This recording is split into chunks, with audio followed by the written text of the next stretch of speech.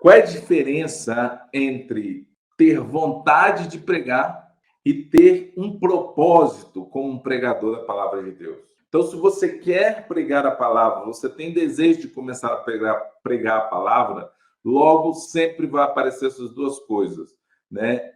A vontade de ser um pregador, uma pregadora, e o propósito. E isso parece ser uma coisa muito óbvia, mas não é. Por quê? Vou explicar o porquê. Quando você tem vontade de ser um pregador, uma pregadora da palavra de Deus, automaticamente a vontade ela acaba quando o primeiro impedimento aparece. Olha isso aqui, hein? Muito importante. A vontade ela acaba ou ela termina quando o primeiro impedimento aparece.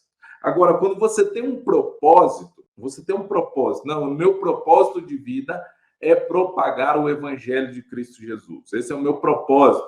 Eu estou totalmente comprometido com isso. E você tem esse propósito de vida, então você sabe que não é sobre você, é sobre outras pessoas. Por quê? Eu falava isso ontem na mentoria com os meus alunos, eu dizia justamente sobre isso.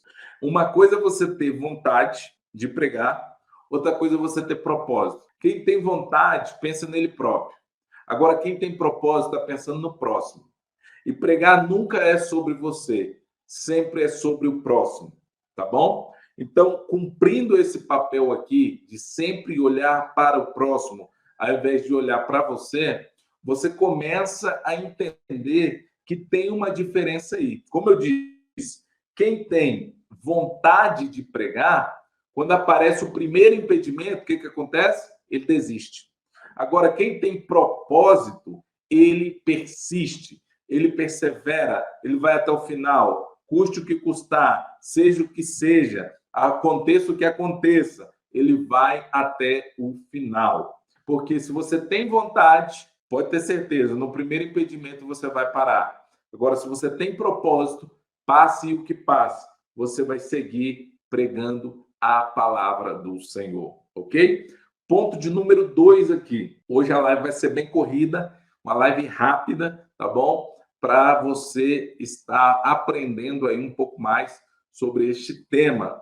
Esse tema maravilhoso que nós estamos falando aqui hoje, tá? De uma pergunta que eu recebi. Eu tenho vontade de pregar o evangelho, porém eu tenho medo, o que eu faço? E aí, o segundo ponto seria, por que o propósito porque o propósito de ser um pregador faz você sentir, faz você ver sentido em querer vencer o medo de pregar. Então, se você tem propósito ao invés de desejo, você vai ver sentido em querer pregar.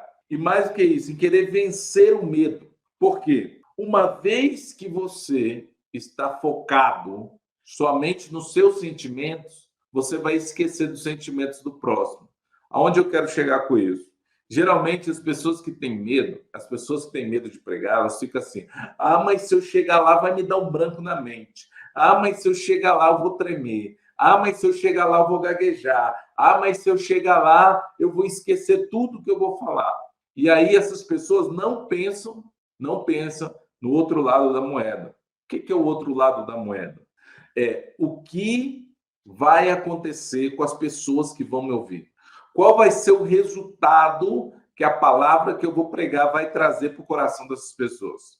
Qual é o impacto que a minha mensagem, que a mensagem que Deus me deu, vai causar na vida das pessoas que vão receber a palavra?